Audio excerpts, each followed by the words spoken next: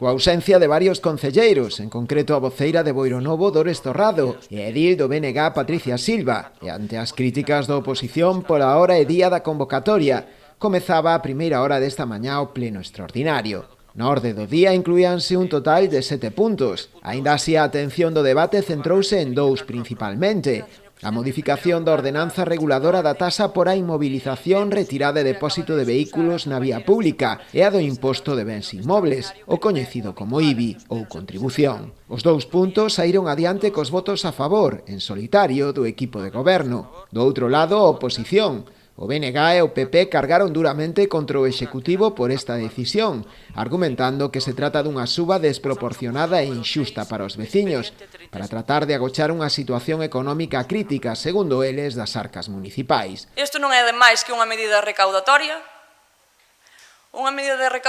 porque teñen que compensar a política do despilfarro que fixeron en Boiro.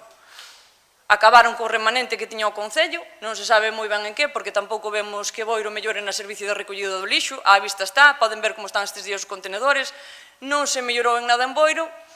Home, pois igual o gastaron en pintura, en señales, non lle digo que non, pero fixeron vostedes unha xestión económica nefasta, unha política de despilfarro, e agora pretenden que os veciños e veciñas de Boiro veñan a pagar a súa mala xestión. Es un atraco.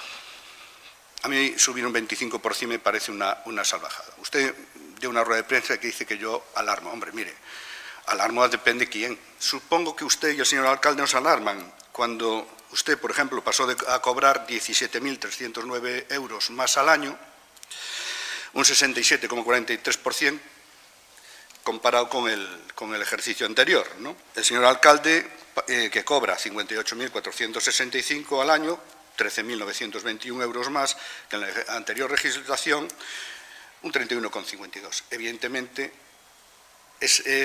para ustedes no supone nada. Na súa intervención, tanto o edil de Facenda, Luís Ruiz, como o alcalde, José Ramón Romero, esgrimiron as razóns polas que se optou por esta suba destes dous impostos. Isto da situación económica que é mala no Concello non lle vai a colar. Quer dizer, estamos facendo, como dicía o concelleiro de Facenda, pois, efectivamente, números e ingeniería financiera, vale? E o que lle ten que quedar claro aos veciños é que isto non lle vai a colar, vale? Porque cando nós chegamos ao goberno, a deuda viva, o que se debe aos bancos, era dun 40 e pico por cento, e agora vamos a deixar a un 26% este ano, e tan só 5 anos, e que non hai despilfarro e isto xa non lle cola. Nós temos que defender o crecemento deste Concello e temos que seguir poñendo encima da mesa que Boiro está de moda e temos que seguir que Boiro este de moda e que aquí o comercio se siga medrando e que aquí a industria siga medrando e que aquí a xente siga querendo vir a vivir e a traballar.